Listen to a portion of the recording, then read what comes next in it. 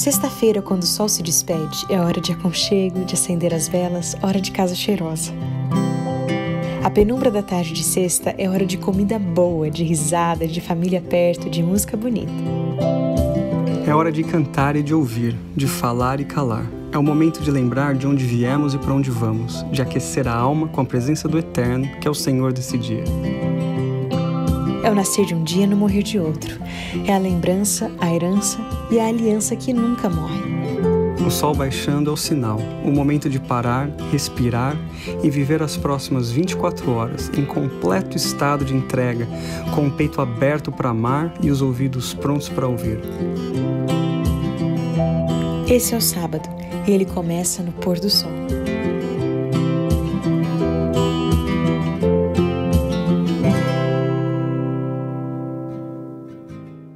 Feliz sábado, bem-vindos a mais um Pôr do Sol, que bom ter você aqui com a gente. Gente, se você tá aqui no canal desde o episódio 1 do livro de Daniel... Não do 1. Não, a gente pode até perguntar isso, mas tô sendo um pouco mais conservadora. Se você tá desde o episódio 1 dessa série de Daniel, comenta aqui embaixo. Eu tô desde o começo. Agora, se você tá aqui desde o episódio 1 do Pôr do Sol, aí é seguidor raiz. Aí liga pra gente, que a gente quer te conhecer. Não, também. Mas comenta aqui embaixo também. Eu sou seguidor raiz. Que legal ter você aqui com a gente. Se você ainda não é inscrito, aproveita para se inscrever no canal, para ativar as notificações, para você saber quando tem vídeo novo, que é toda semana. E isso ajuda o canal, isso ajuda o vídeo a ter mais alcance. E enfim, ajuda esse ministério a continuar. Obrigada porque você escolheu passar mais um pôr do sol aqui com a gente. E hoje a gente vai continuar no livro de Daniel. Tem muita história boa nesse livro. A gente agora vai para o capítulo 5 de Daniel.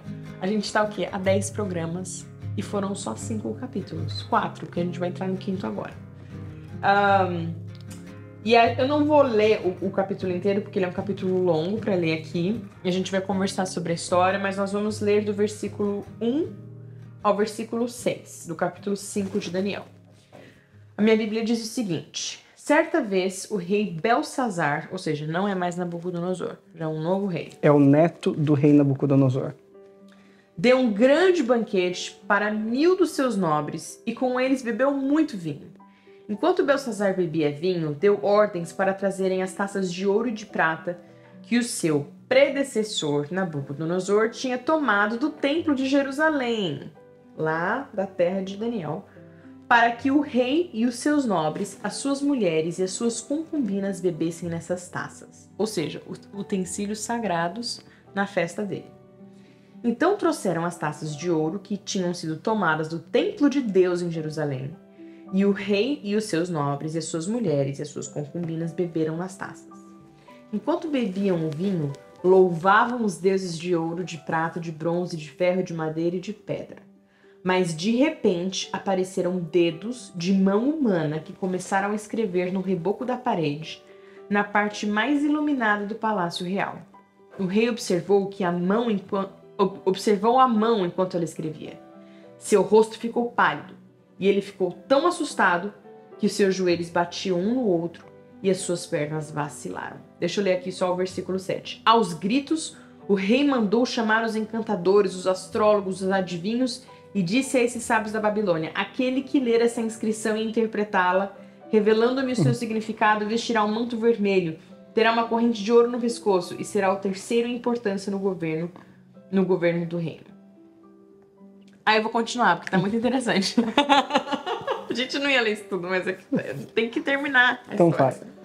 Versículo 8. Todos os sábios do rei vieram, mas não conseguiram ler a inscrição, nem dizer ao rei o seu significado. Diante disso, o rei Belsazar ficou ainda mais aterrorizado e o seu rosto mais pálido. Seus nobres estavam alarmados. E aí, vamos pular.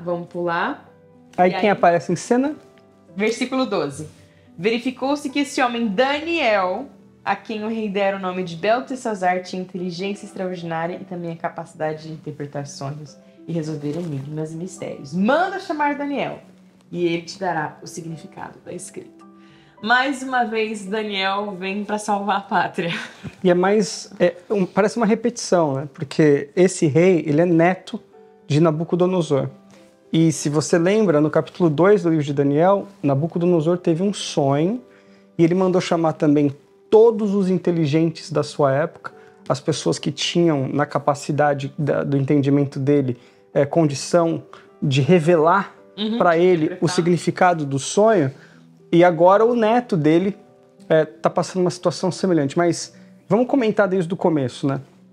Esse rapaz... Para quem não conhece essa história, não terminei a história, tá? A gente parou na metade. Ah, sim. E vale a pena ler ela inteira aí no capítulo 5. Esse rapaz, ele acaba de virar rei. A gente não sabe mais ou menos a idade dele. Ele é neto de Nabucodonosor. Ele é filho de um rei chamado Nabonidos. A gente não sabe se Nabonidos, o pai desse rapaz, estava em outro lugar, vivo, mas talvez reinando ou co-reinando com seu filho, ou se Nabonidos havia morrido e Beltesazar começou agora o seu reinado. Aparentemente era um cara jovem, inconsequente, desrespeitoso e com uma mescla de uma absurda falta de compreensão das coisas santas. Mas, ao mesmo tempo, a gente vê aqui uma coisa muito interessante. Quando você combina bebida com festa, com pessoas que não entendem de Deus e tudo mais, dá problema. Ele começa a beber muito. E as festas tinham vários dias, né? Ele começa a beber demais e começa a falar besteira e começa a fazer besteira. E isso é, assim, obviamente, um recado bem claro de Deus para todos nós, né? Vale a pena você perder os seus sentidos com a bebida? Vale a pena você brincar com isso? Tem muita gente... para mim é que ele estava querendo se mostrar. E aí chegou um momento que ele não tinha mais o que fazer, ele mandou trazer. Então, mas assim, ó, tem muita gente que me pergunta, pastor, pode beber vinho, um pouquinho de vinho, uma bebidinha, um negocinho, né? Não tem problema beber um pouquinho, pode beber um pouquinho? E eu fico pensando assim, por que você vai brincar com isso? Para que você vai começar alguma coisa que você sabe que o álcool tira de você os seus sentidos, né? A pessoa que começa a beber, ela não pode dirigir, ela começa a perder os reflexos, ela começa a perder a capacidade de raciocínio rápido, de tomar decisões importantes. Então, é perigoso a gente entrar nesse caminho, né, de pode ou não pode. Pode ser que na Bíblia a gente não tenha nenhum texto claro sobre o vinho, beber vinho e tudo mais, porque algumas pessoas vão dizer, mas Jesus transformou água em vinho, e esse vinho era realmente vinho, e a gente vai entrar numa discussão aqui teológica e até de interpretação. Para mim, eu vou te dar a minha opinião. Para que você vai brincar de roleta russa? Para que você vai começar a beber algo que vai tirar você do seu normal? Da realidade. Da realidade? Só porque você gosta daquilo ali naquele momento, pode ser prazeroso, mas se você continua nesse caminho, você pode perder o controle. Muita gente pode falar, mas eu não perco o controle. Olha, você vai pagar para ver? E olha o que aconteceu com esse rapaz, né? Começou ali a beber e tal, chamou os amigos, começaram a beber, e aí a coisa degringolou, e eles acabaram fazendo algumas besteiras muito grandes, e a gente vai observar agora o que aconteceu. Então, no meio dessa festa, ele manda trazer o que para a festa? Os utensílios sagrados do Templo de Jerusalém, era o que eu estava falando. Ele já devia ter mostrado o seu poder, a sua glória, de todo tipo. E aí chegou num momento da festa se mostrar. Que não tinha mais o que ele mostrar. Porque eles estavam bebendo em algum utensílio, né? Não, tem os sagrados. Manda trazer. Ali é uma clara rebeldia. É uma afronta. Uma afronta, olha. O nosso Deus, os deuses da Babilônia são muito mais poderosos do que esse Deus que... Não, e o texto ainda fala que eles estavam adorando aos deuses. Eles fizeram isso com uma afronta. Realmente era um momento ali de querer colocar por terra toda essa crença no Deus de Israel. Só que o que acontece? Quando você brinca com as coisas sagradas, né, existem consequências reais e muito fortes. A gente sabe que Deus é misericordioso, bondoso, mas quando você entra no território do sagrado e quando você vive a sua vida de uma maneira deliberadamente antagônica com as coisas de Deus, brincando com as oportunidades que Deus dá, isso é muito sério, é muito perigoso. dentro desse contexto, quando eles fizeram isso, Deus deu um basta nessa história. E Deus agiu. O que ele fez? Uma mão apareceu, uma mão fantasmagórica, imagina. Tá todo mundo bêbado na festa. Você fala aí, que eu bebi demais. Um bêbado olha para outro bêbado e fala, você tá vendo aquilo lá? Será que eu tô vendo? Será que eu tô inventando? Será que é coisa da minha cabeça? E aí, daqui a pouco, todo mundo percebe que existe uma mão escrevendo na parede uma mensagem.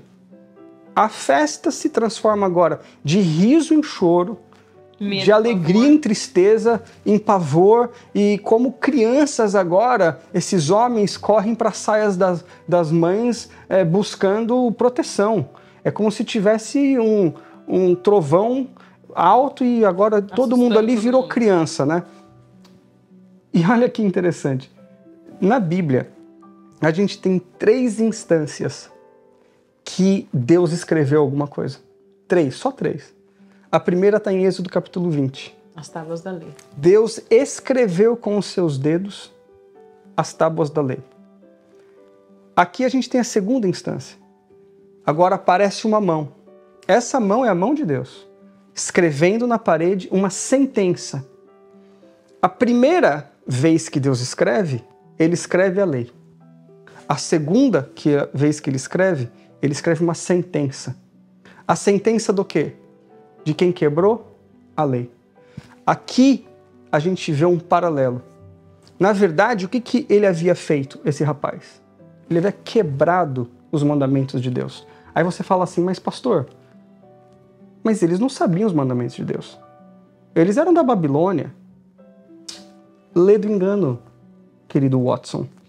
Porque aqui, olha, no livro de Romanos, e eu quero que a Laura leia, abre aí a sua Bíblia no livro de Romanos, a gente vai encontrar um texto muito interessante.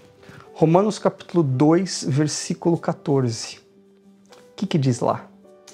De fato, quando os gentios que não têm a lei praticam naturalmente o que ela ordena, tornam-se lei para si mesmos, embora não possuam a lei. Continua lendo. Versículo 15. Pois mostram que as exigências da lei estão gravadas em seu coração. Disso dão testemunho também a sua consciência e os pensamentos deles, ora acusando-os, ora defendendo-os. A Bíblia diz que a lei de Deus não foi só escrita em tábuas. A lei de Deus foi escrita no seu coração. E você chama isso de consciência. Quando você, que mesmo que não conhece a Deus, talvez nunca tenha ouvido falar de lei, de Deus, de evangelho, mas quando você faz alguma coisa dentro do seu coração, tem uma bússola acusa, natural. É uma bússola natural. A gente sabe, dentro do nosso coração, o nosso estômago vira, às vezes a gente sente um calafrio, alguma coisa no nosso corpo rejeita aquilo que a gente está fazendo. Por quê? Porque a lei foi escrita no nosso coração.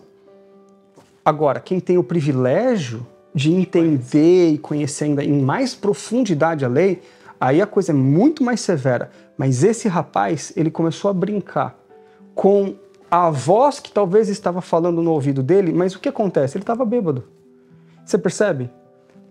Quando o inimigo de Deus quer fazer o ser humano perder a comunicação com Deus e com a sua própria lei escrita no coração, ele tem que tirar a mente do ser humano do lugar.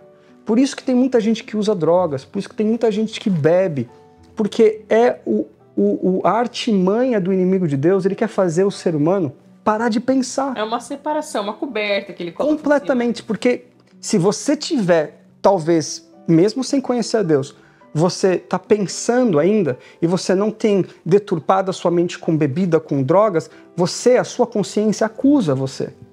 Agora, quando você está com a sua mente embotada por causa da droga, da bebida, aí é difícil. Então, ele não tinha, naquele momento, condição de entender.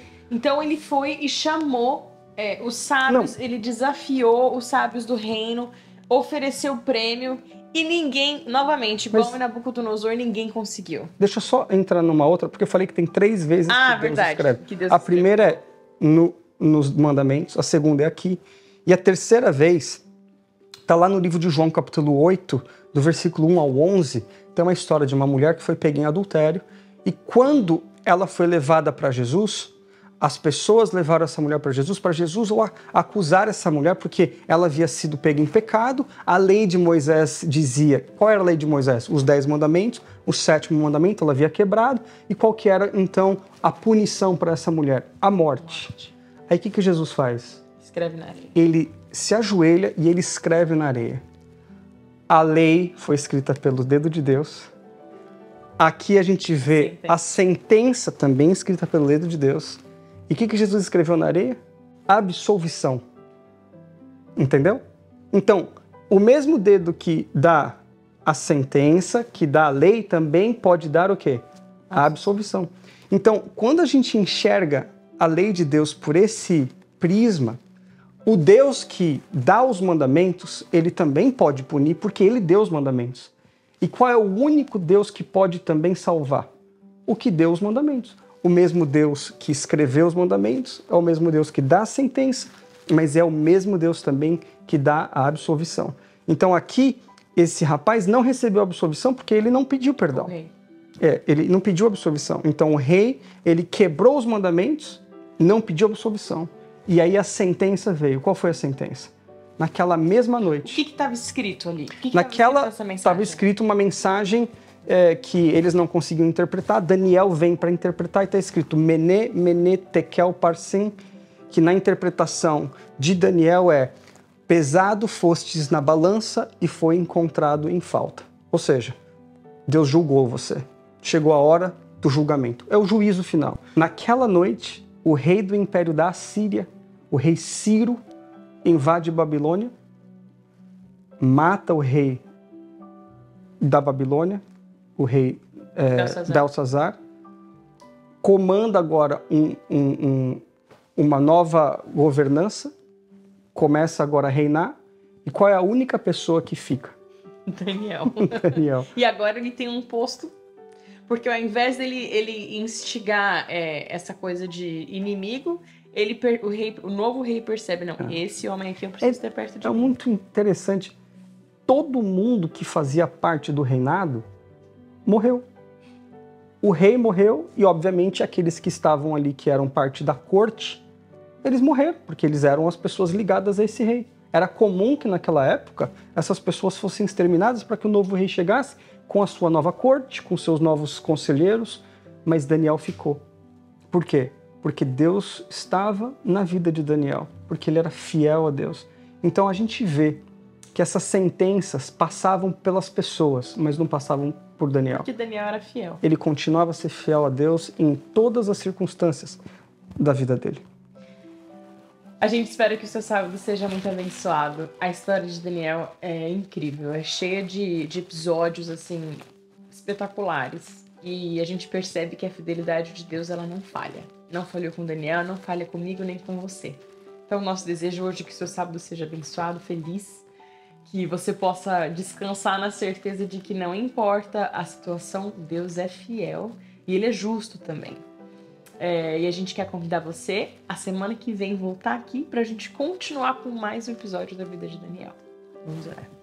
Senhor Deus, obrigado porque dentro dessa história a gente consegue enxergar que nós somos falhos e pecadores, mas que ainda existe tempo para aqueles que querem pedir a Deus, ao Senhor, perdão dos pecados. Vai chegar uma hora onde o juízo sobre todos vai acontecer, mas ainda há tempo. Eu te peço, Senhor, que se existe alguém nessa noite vivendo entre a esperança e a desesperança, entre a vida e a morte, que essa pessoa possa tomar a decisão nessa noite de pedir perdão e que possa nessa noite fazer uma reconciliação com o Senhor. Porque antes do juízo vir, o Senhor está dando chance para cada um de nós de pedir perdão dos nossos pecados. Nós te pedimos que isso aconteça nessa noite, na nossa vida, em nome de Jesus. Amém. Feliz sábado. Feliz sábado.